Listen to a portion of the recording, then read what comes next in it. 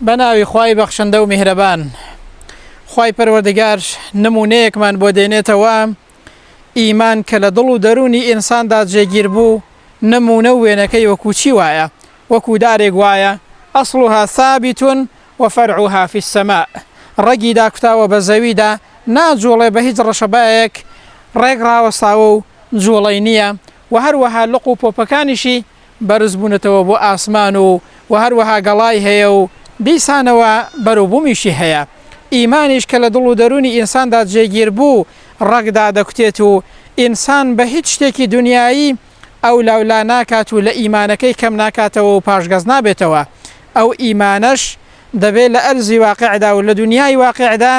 بەرهەمی هەبێ و بەروبوومی هەبێ کە ئیمان لە دڵدا جێگیر بوو دواتر دەبێ عملی ساڵحت هەبێت و بەرهەمەکەی ئەوەیە عملی ساڵحمان هەبێت و ڕەوش جوانی و ئاکار جوانی و مامەڵەی جوانمان هەبێت وەکو چۆن ئەو دارە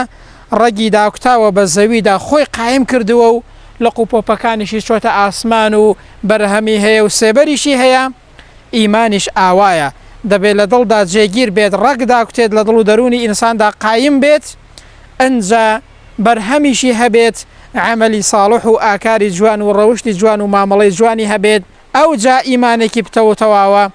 خوای گەورە کاتە قسمەتی هەموو لایەکمان